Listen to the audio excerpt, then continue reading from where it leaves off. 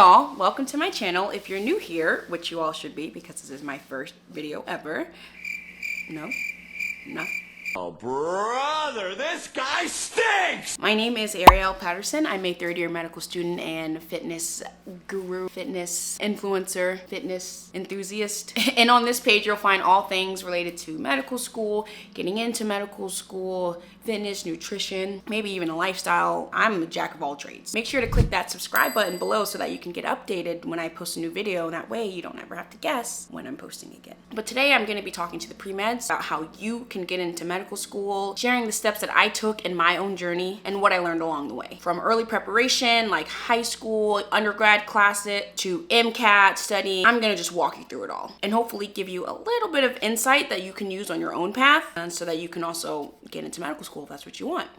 So let's jump right in. So I knew from a really early age that I wanted to go to medical school, 8 years old to be exact. Even though I always knew I wanted to go to medical school, I don't have any doctors in my family. So the path wasn't always clear, and it definitely wasn't easy. For me, the first step was building a solid academic foundation, which actually started really in high school. I did the IB program in high school, which basically allows you to take college level classes as a high schooler. It really just helped prepare me for college and the rigor of that course load. But I'm not gonna lie, like, it was pretty difficult. Like, high school was a pretty rough time for me, but it made college so much easier. I went to the illustrious Hampton University, where I majored in cellular molecular biology and I minored in Army military leadership. Also, I want to say, like, I majored in biology, but you don't have to major in biology. You can major in anything that you want as long as you take those prerequisite classes that you need for medical school. And even some medical schools are getting rid of having prereqs at all. So don't limit yourself to only the science STEM majors because you think that that's what medical schools care about.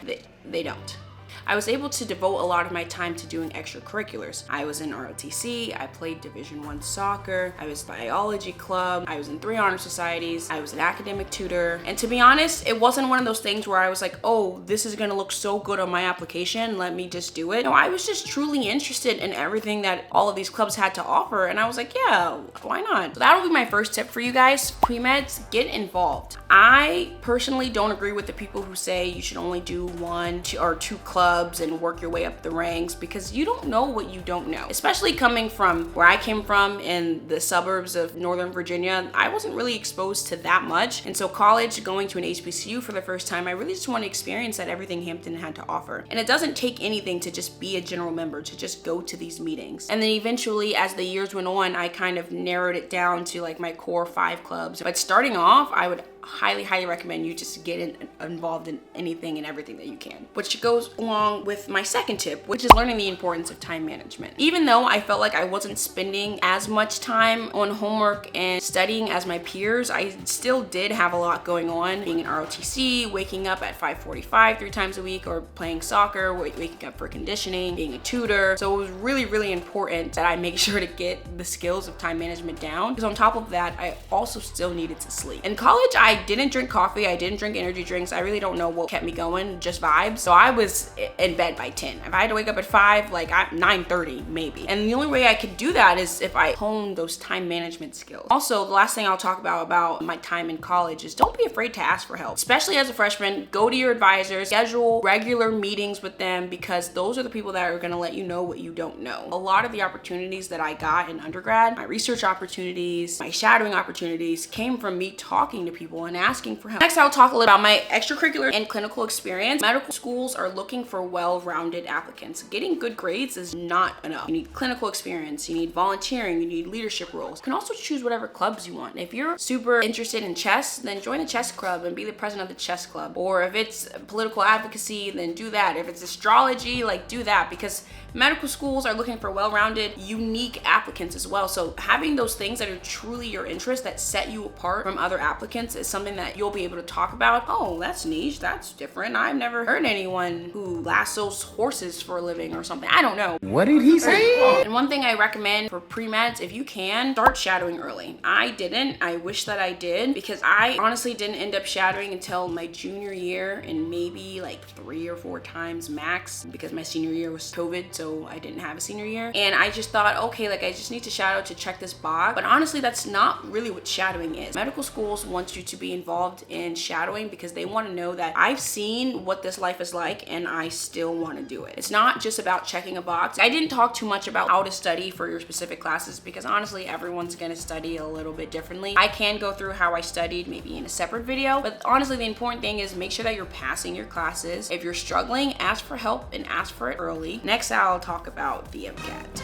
Honestly, probably one of the most dreaded parts of the medical school application process for med students, and it was for me as well. I'm not even gonna lie. Studying for the MCAT was probably the worst time of my life. I don't even want to sugarcoat it. I don't want to act like it's not that bad. Like, it is terrible. But there are a few things that I probably could have done to make it a little bit better, which was start preparing early and develop a study plan that fits with your life. I was studying in a really weird time in 2020 during COVID, and I was also working full-time at the NIH, so I was having to be there at 6 o'clock in the morning, and I basically would finish my clinical day and then study from the time I got off till about 10 p.m. and then I would drive home about an hour away or 2 hours depending on traffic and do it all over again. And I only studied for 8 weeks. Literally, when I tell y'all I was done, like I was burnt out, whatever the next level of burnt out was, that is what I was. So I'm not saying you should take 8 weeks like I did. I think that most people say it's around 3 to 4 months of dedicated study time would be ideal, but definitely don't try to take 9 months, a year,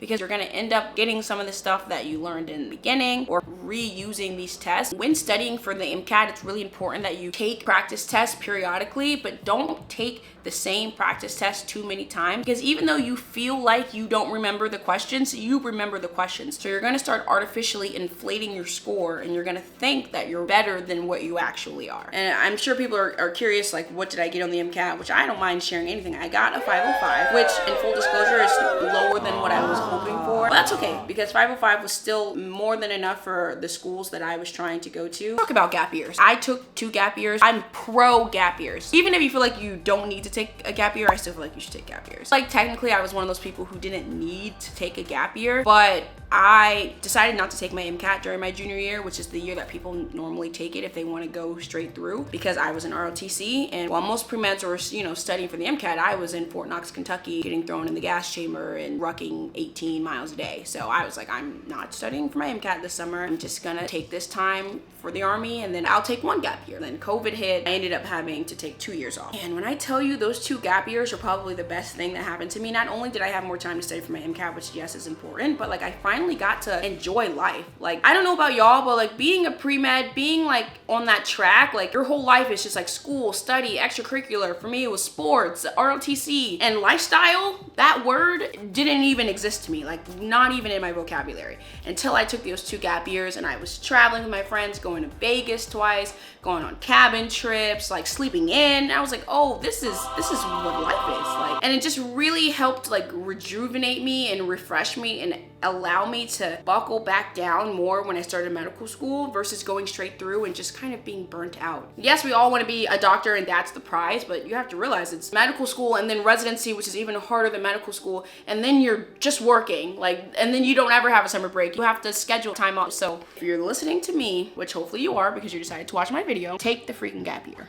It's worth it. I promise. You also need to make sure you have a personal statement. I feel like I was writing that thing for like 4 years. I feel like I started in undergrad and had so many revisions. My best advice is to just kind of brain dump everything that you want to put into your personal statement and then refine it from there. Here's another tip. If you're going to be applying to any of the Southern schools, your personal statement is your chance to tell your story. So make it personal, make it meaningful, because especially in some of those states where you can't say your race, they need to be able to know who you are, where you came from, your struggle, how you've overcome everything you overcome. And if they can't see that on your application, your personal statement is the perfect place for them to see that. Letters of recommendation. This kind of goes back to what I was saying before, being an undergrad, asking for help, scheduling regular meetings with your advisors, because those are the easiest people for you to get to write your letters. Because if you're in college, more than likely they may have a PhD, they may even have an MD. That is a relationship that you can foster, and you can have it long term, at least for the first 3 years of undergrad, that they can really speak to who you are. But thank you so much for joining me for my very first video talking about my journey to medicine, bringing you along, giving tips to help you along your journey as well. Comment below if you want me to talk more about any of those topics in depth, or even talk about the interview process or the secondary process. I am an open book, and I really just want to help everyone get to where they want to be, especially if it's in medicine. If you're thinking about going into medicine, we need you, we need you, we need you, especially if you're a minority. If you have any questions, please just comment below, share with your friends, and don't forget to like this video and subscribe. Thank you again for watching. I'll see you next video.